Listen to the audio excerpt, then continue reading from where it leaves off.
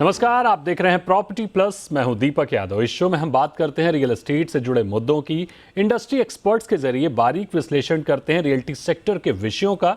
शुरू करते हैं आज का शो, लेकिन सबसे पहले बुलेट पॉइंट्स। महाराष्ट्र बजट में महिलाओं, रियल एस्टेट और इंफ्रास्ट्रक्चर पर खास फोकस। महिलाओं की प्रॉपर्टी खरीदने पर स्टैंप ड्यूटी में 1% की मिलेगी छूट।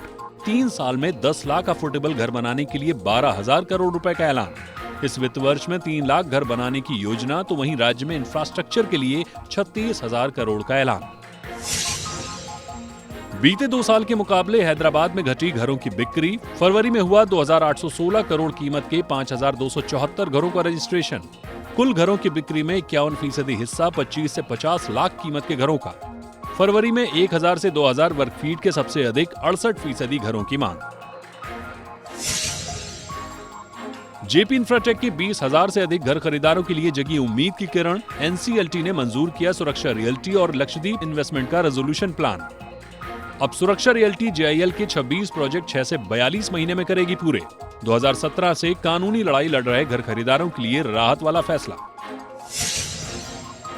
ज्वाइंट शिकायत के जरिए सीधे एनसीडीआरसी का रुख कर सकेंगे ग्राहक। 2 करोड़ या उससे ऊपर किए गए भुगतान पर हो सकेगी सीधे एनसीडीआरसी में शिकायत।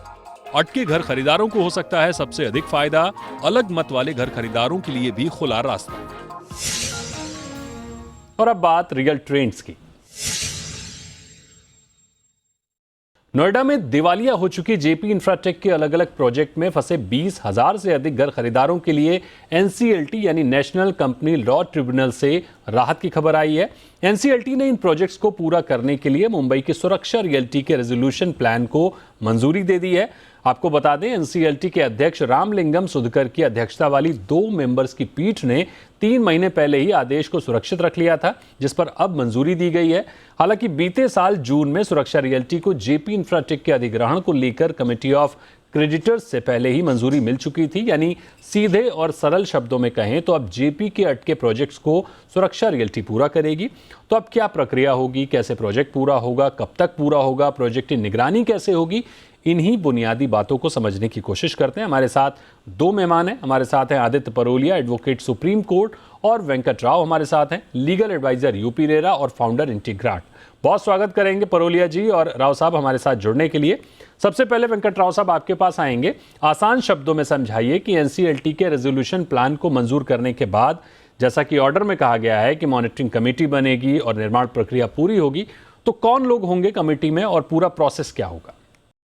देखिए, एक तो सबसे अहम बात यह है कि अब तक जो आरटी चला रहे थे इसको, उनको 1 हफ्ते भर के अंदर ये एक मॉनिटरिंग कमेटी कॉन्स्टिट्यूट करना है, जिसमें एक तो सुरक्षा के नॉमिनीज होंगे, होम बायर का नॉमिनी होगा, फाइनेंशियल क्रेडिटर्स का नॉमिनी होगा।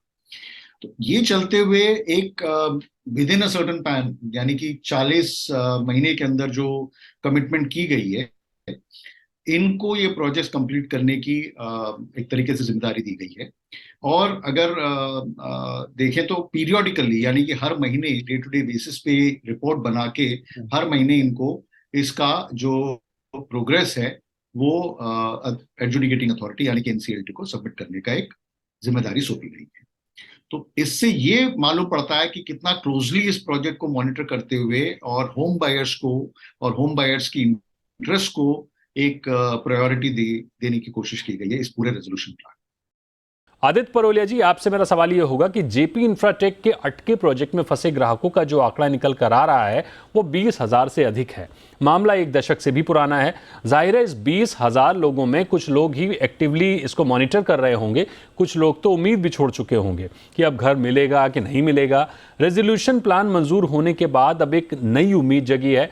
तो जो घर खरीदार प्रॉपर इससे नहीं जुड़ा था, उनको करना क्या चाहिए? वो मॉनिटरिंग कमेटी से संपर्क करे, सुरक्षा रियल्टी से संपर्क करे, आगे की दिशा और दशा उसको कैसे पता चलेगी? देखिए, होम बायर्स के लिए 3 महत्वपूर्ण टच पॉइंट्स हैं। एक तो उनका जो ऑथराइज रिप्रेजेंटेटिव होता है होम बायर्स का, वो जो डायरेक्टली आईआरपी को रिपोर्ट करता है या आईआरपी को सारी इन्फॉर्मेशन देता है। दूसरा, आरपी खुद रेजोल्यूशन प्रोफेशनल, जो कि इसमें अनुज जैन है, वो। और तीसरा, जो अभी नई गठित मॉनिटरिंग कमेटी है, वो। क्योंकि इस मॉनिटरिंग कमेटी में सुरक्षा के रिप्रेजेंटेटिव्स हैं, होम बायर का एआर है, कुछ लेंडर्स भी हैं और आरपी खुद है। तो अब ये मॉनिटरिंग कमेटी एक मेन बॉडी होगी जिसको होम बायर्स रिप्रेजेंट करें या कोई भी अपनी तकलीफ हो उन पे लेके जाए। पूरा प्रोसेस एक टाइम बाउंड मैनर में खत्म होना है। ये भी बहुत स्ट्रिक्ट शब्दों में कहा गया है कि अगर टाइम बाउंड मैनर में नहीं होगा तो सुरक्षा की जो परफॉर्मेंस गारंटी है उसे फोरफिट कर लिया जाएगा। प्लस अगर वो विड्रॉ करते हैं या उस पर कंप्लाई नहीं करते हैं तो और भी लॉज के तहत उन पे कार्रवाई की जाएगी। तो हर चीज को मद्देनजर रखते हुए होम बायर्स को सुरक्षा का प्रदान करने का पूरा पूरा एक प्रोसेस एनसीएलटी ने फॉलो किया है। और जितने भी होम बायर्स हैं उन्हें एक ही करना है, थोड़ा वेट करना है और कोई भी ग्रीवेंस हो तो मॉनिटरिंग कमेटी पे जाना है। क्योंकि 40 महीने का टाइम है। आई थिंक अगर 40 महीने में ये प्रोजेक्ट कंप्लीट हो जाएगा तो होम बायर्स को अपना एक घर मिल जाएगा। हाँ, अब इसमें कई ऐसे होम बायर्स भी हैं जो आज तक इस प्रोसेस में इन्वॉल्व नहीं हुए हैं या निराश हो गए हैं या हट गए हैं, बट उनसे मेरा ये मानना है कि देर आए दुरुस्त आए वाली बात है। आप इस प्रोसेस में जुड़िए ताकि आपको भी आपका घर मिल सके। क्या तरीका क्या होगा इससे, इस प्रोसेस से जुड़ने का? सर मॉनिटरिंग कमेटी जो है, मॉनिटरिंग कमेटी के में देखिए आईआरपी है, उसकी सारी डिटेल जेपी की वेबसाइट पे दी जाती है। ऐसे ही मॉनिटरिंग की कमेटी की भी सारी वेबसाइट दी जाएगी। इन लोगों ने अपने क्लेम्स जब इंसॉल्वेंसी हुई थी तब ऑलरेडी फाइल कर दिए थे, उसकी लिस्ट आ चुकी है। उस लिस्ट में चेक करें कि आपकी क्लेम्स और आपके नाम के तहत आपका यूनिट और जितना आपने दिया है वो पूरा है या नहीं है। तो ये सारी जानकारी आरपी और मॉनिटरिंग कमेटी और तीसरा जैसे मैंने बताया था ऑथराइज रिप्रेजेंटेटिव के पास होगी। आप इन तीनों में से किसी को भी लिखकर उस प्रोसेस का पार्ट बन सकते हैं। उसके अलावा जेपी इंसॉल्वेंसी एक ऐसी इंसॉल्वेंसी है जिसमें कई सारी एसोसिएशन, होम बायर एसोसिएशन आज भी एक्टिव है। प्रोजेक्ट्स की आपकी एसोसिएशन है, आप उससे भी जानकारी ले सकते हैं। तो इसमें होम बायर्स काफी हद तक जो मेन होम बायर्स है वो अभी भी एक्टिव है। राव साहब, इस मामले में हमने देखा कि यमुना एक्सप्रेसवे डेवलपमेंट अथॉरिटी और आईसीआईसीआई बैंक का विरोध था, जिसे अब एनसीएलटी ने खारिज कर दिया है। पहले तो ये बताइए कि वो विरोध क्या था? आईसीआईसीआई बैंक का मेन ऑब्जेक्शन ये था कि उनको जो, क्योंकि वो डिसेंटिंग फाइनेंशियल क्रेडिटर्स थे, यानी कि वो इस रेजोल्यूशन प्लान के फेवर में उन्होंने वोट नहीं किया था। वो कह रहे थे हमारी सिक्योर्ड एसेट को और हमारे जो डेट है वो हम अलग से हमें दे दिया जाए। तो आईबीसी में ये प्रोवाइड किया गया है कि जितने भी इस तरीके के डिसेंटिंग फाइनेंशियल क्रेडिटर्स होते हैं उनको एटलीस्ट लिक्विडेशन वैल्यू 30 सेक्शन 30 के अंडर लिक्विडेशन वैल्यू तक का उनको वो सिक्योरिटी दे दिया जाए और वो अपना वैल्यू उससे ले सके। तो दो ऑब्जेक्शन बेसिकली ये थे कि क्योंकि जो लैंड या जो भी सिक्योरिटी उनको दी गई है वो उसमें उनका कोई चॉइस नहीं था और रेजोल्यूशन एप्लीकेंट ने अपने आप जो है एक पर्टिकुलर सिक्योरिटी को आइडेंटिफाई करके उनको रेजोल्यूशन प्लान में डाल के दे दिया है। दूसरी बात उन्होंने कहा है कि अपार्ट फ्रॉम दिस जो उनको सिक्योरिटी मिली है उसके ऊपर के कई तरीके के चार्जेस, यानी कि अगर कोई फॉर्मर कॉम्पेंसेशन देना हो या किसी तरीके के एक्सटर्नल डेवलपमेंट चार्जेस देनी हो या किसी भी तरीके के स्टैम्प ड्यूटी और सो ऑन सो फोर्थ है, वो भी उस पर्टिकुलर आईसीआईसीआई बैंक को देना है। तो उन्होंने कहा कि वो लिक्विडेशन वैल्यू के अंदर तक से हो जाता है, तो हमें मिनिमम जो लिक्विडेशन वैल्यू के ओर से मिलना था जो लॉ में है वो नहीं मिला है। तो ये खारिज की गई है और ये कहा गया है कि नहीं, वो जो फ्यूचरिस्टिक है उन्होंने कहा है कि they will be very well secured enough, तो इसलिए आईसीआईसीआई बैंक का रिजेक्ट कर दिया गया। इसी तरीके से यमुना एक्सप्रेसवे ने ये कहा है कि साहब हमने जो एक्सटर्नल डेवलपमेंट चार्जेस हमें मिलने थे या farmer compensation, additional farmer compensation जो है हमको क्योंकि हमें आगे देना था वो हमें नहीं बल्कि कंसेशनर जो है यानी कि जिल को देना है, क्योंकि ये लोग अब क्योंकि इस रेजोल्यूशन प्लान के तहत सिर्फ 10 लाख रुपए देने वाले हैं वो एक्सटर्नल डेवलपमेंट चार्जेस की तरफ और दूसरा 10 लाख रुपए एडिशनल कॉम्पेंसेशन की तरफ देने वाले हैं, जबकि 1600 करोड़ रुपए की हमारी लायबिलिटी आ सकती है एक्सटर्नल डेवलपमेंट में और फॉर्मर कॉम्पेंसेशन में तकरीबन 450 करोड़ की आ सकती है। तो इसमें एनसीएलटी ने ये कहा है कि नहीं, ये ऑपरेशनल क्रेडिटर्स हैं, जो भी प्लान के अंदर 10 लाख रुपए या 20 लाख रुपए का जो भी उन्होंने लायबिलिटी फ्रीज किया है वो लिक्विडेशन वैल्यू इनका निल होता है, उतने तक प्लान अप्रूव्ड है और वैलिड है, क्योंकि सुप्रीम कोर्ट ने कैटन ऑफ जजमेंट्स में ये बात को कहा है कि जो लिक्विडेशन वैल्यू अगर निल है तो उसके ऊपर दे रहे हैं तो it is adequately a valid plan, that's what it is. इसमें एक और बात जोड़ना चाहूंगा, हालांकि काफी कुछ आपने स्पष्ट कर दिया है कि मान लीजिए किसी व्यक्ति ने शुरुआत में फ्लैट बुक किया था, टोकन जमा किया था, बाद में पेमेंट नहीं कर पाया, क्या वो भी इस प्रोसेस में जुड़ पाएगा? और दूसरा, अगर कोई इस प्रोजेक्ट से निकलना चाहता है, अपनी रकम वापस चाहता है, तो उसके लिए क्या कुछ विकल्प होगा? जो फिलहाल प्लान में प्रपोज्ड है 40 मंथ्स में प्लान कंप्लीट करने का, जो फाइनेंशियल क्रेडिटर्स जिनका क्लेम फाइल हुआ है और जो क्लेम एडमिटेड है, उनका एक डिजाइन मैकेनिज्म के और कहा गया है। और दूसरा ये भी कहा है कि जो भी रिफंड्स होंगे, अगर कोई रिफंड क्लेम करता है, वो it is well left and documented in the plan itself. वो कैसे ट्रीट किए जाएंगे, क्या उसको कितने पीरियड में दिया जाएगा, क्या उसको कुछ किसी तरीके का इंटरेस्ट XYZ मिलेगा या नहीं मिलेगा, ये रेजोल्यूशन प्लान में फैक्टर्ड इन है। उसी हिसाब से जो है उसको मिलेगा। जब वो अपना क्लेम को देखेगा, नहीं मुझे यूनिटी लेना है, तो उसको अपने ड्यूज भी देने, एक सर्टेन परसेंटेज इंटरेस्ट के साथ मिला के देना है, वो उस प्लान में फैक्टर्ड इन है। तो वो सारी चीजें रेजोल्यूशन प्लान में ऑलरेडी फैक्टर्ड इन है Deepak ji. Just to add one more thing, just to add, देखिए एक रेजोल्यूशन प्लान आया है, वो कोर्ट से और एनसीएलटी से अप्रूव हो गया है। अब हर एक को इससे स्टिक करना पड़ेगा, चाहे वो होम बायर हो, चाहे बैंक हो, चाहे येडा हो, इसके बाहर नहीं जा सकते। तो आज कोई आके ये नहीं कह सकता मेरे को इतने प्रतिशत से रिफंड चाहिए, या मुझे इस तरह से चाहिए, या मैं किसी कोर्ट में जाऊंगा, कि कोर्ट में भी नहीं जा सकता अभी वो। तो इस रेजोल्यूशन प्लान को स्टिक करना पड़ेगा। रेजोल्यूशन प्लान इसलिए लाया गया है ताकि जो कंपनी बहुत ही बुरी स्थिति में थी, या कि जो पूरी स्थिति बहुत ही बुरी थी, उससे किसी तरह से एक समाधान मिले और बाहर निकाला जाए। आदित्य जी, यीडा और आईसीआईसीआई का जो विरोध था वो खारिज तो हो गया है, लेकिन यीडा और आईसीआईसीआई अगर उच्चतम न्यायालय का रुख करते हैं तो क्या उनके पास ये विकल्प बचता है? और अगर वो एपेक्स कोर्ट जाते हैं तो प्रोजेक्ट निर्माण को लेकर जो रेजोल्यूशन प्लान पास हुआ है उस पर क्या असर पड़ेगा? देखिए, हर एक एप्लीकेंट, पिटिशनर, क्लेमेंट को राइट टू फर्स्ट अपील होता ही है, बल्कि राइट टू, और फर्स्ट अपील अभी इनकी एनसीएलटी जाएगी, उसके बाद अपील सुप्रीम कोर्ट भी जा सकती है। बट क्योंकि इतना सारा दौर गुजर गया, 2017, शायद 9 अगस्त 2017 से ये चल रहा है, तो कितना एंटरटेन करेगी एनसीएलटी और सुप्रीम कोर्ट, वो देखने वाली बात होगी। बट क्या ये चैलेंजेबल है? 100% चैलेंजेबल है, everybody is a right. But देखिए, एनसीएलटी और सुप्रीम कोर्ट ने पास्ट में भी होम बायर्स का हित मद्देनजर रखते हुए काफी फैसले लिए हैं। तो मुझे लगता है कि इस बार भी वो यही करेगी, कि होम बायर्स का हित मद्देनजर रखते हुए एक सॉल्यूशन निकाला जाएगा, जो कि ये रेजोल्यूशन प्रोसेस अटेम्प्ट करता है। आप इस बात को भी ध्यान दीजिए कि ये चौथी बार था कि रेजोल्यूशन प्लान आया था, और सुप्रीम कोर्ट ने बार बार इस रेजोल्यूशन प्लान को लाए हैं और हर बार डायरेक्शन दी है, उसके बेसिस पे ये पास हुआ है। आपकी बात को मैं थोड़ा ऐड कर दूंगा दीपक जी। आपको ध्यान हो, 2020-1 में मेरे ख्याल से एक बार एनबीसीसी का भी तो रेजोल्यूशन प्लान अप्रूव हो गया था। सीओसी ने अप्रूव किया था, एनसीएलटी ने अप्रूव किया था, उसके बाद उसके ऑब्जेक्शंस लगे एनसीएलटी में, और फिर वो सुप्रीम कोर्ट की बात पहुंची, और फिर वापस पूरा एक प्रक्रिया दोबारा शुरू हो गई है। We don't expect that and we do not want to expect that to happen once again. But जरूर बात यह है कि बायर्स को जो 6 महीने का रेजोल्यूशन था, 6 साल हो गया। आई होप, मेरा मानना यह है कि इसको एक कहीं ना कहीं अब जो है कोर्ट्स इतने लाइटली किसी भी ऑब्जेक्शन को या किसी भी तरीके के अपील को एंटरटेन करेंगी। मेरा कहना कि appellate courts even at NCLT level और even the honourable apex court, और एक रेजोल्यूशन मेरे ख्याल से ये हमको दिखता नजर आ रहा है। बिल्कुल, कुछ कहना चाह रहे हैं आप आदित्य जी? हाँ, इसमें देखिए, जो 750 करोड़ थे जेपी के, वो भी एलोकेट किए गए हैं, जो लोग मिस कर रहे हैं। कम से कम 550 करोड़ जिल, यानी कि जो अब सुरक्षा होगा, उसको दिया गया है। 106 या 107 करोड़ एस्क्रो अकाउंट में डाला गया है होम बायर्स के, और जो कुछ बचा हुआ पैसा है 100 करोड़ के आसपास, वो जल को लौटाया गया है।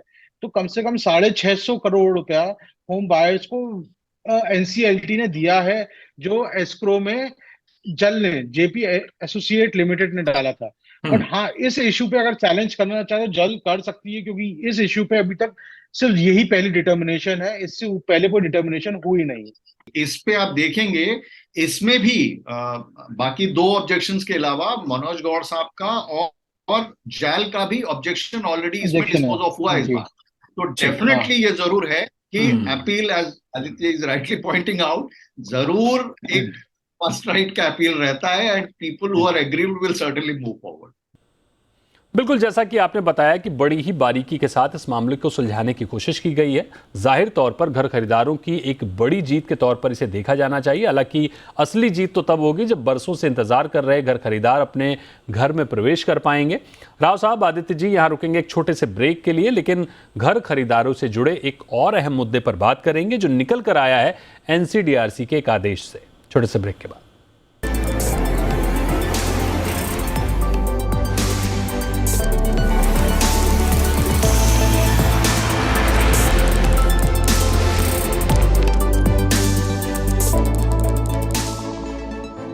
Welcome back. आप देख रहे हैं प्रॉपर्टी प्लस। ब्रेक से पहले हम बात कर रहे थे जेपी इंफ्राटेक के प्रोजेक्ट में फंसे घर खरीदारों को मिली बड़ी राहत से, यानी सुरक्षा रियल्टी के मंजूर हुए रेजोल्यूशन प्लान की। अब रुक करते हैं अगले रियल ट्रेंड्स का।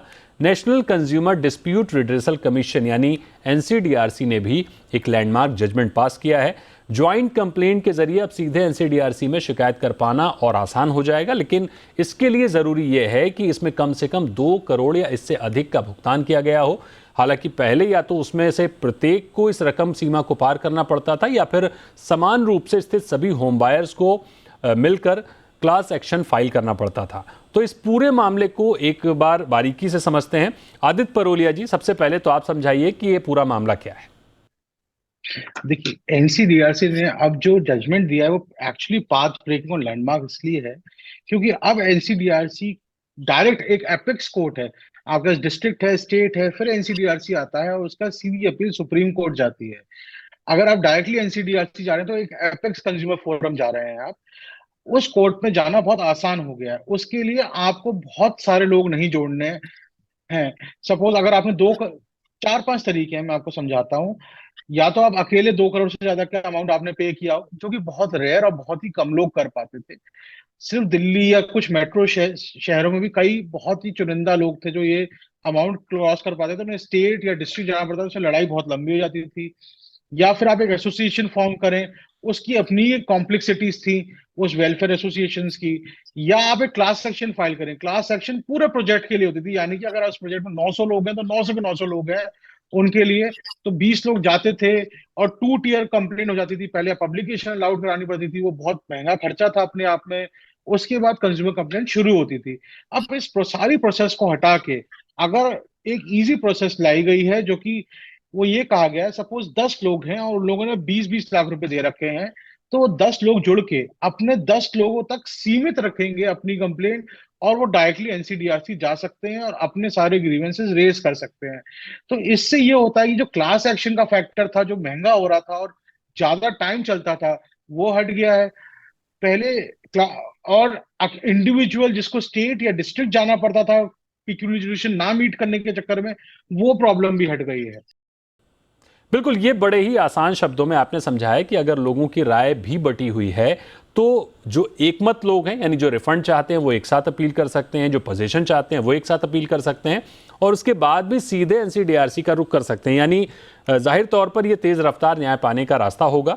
राव साहब, एक और बात स्पष्ट करिए कि जैसे बीच में नियम बदला था कि कंज्यूमर आयोग में इसे डिस्ट्रिक्ट लेवल पर 1 करोड़ तक के मामलों की सीमा तय कर दी गई थी, वो भी बना रहेगा या अब ये पूरी तरह से बदल गया है, नया नियम होगा?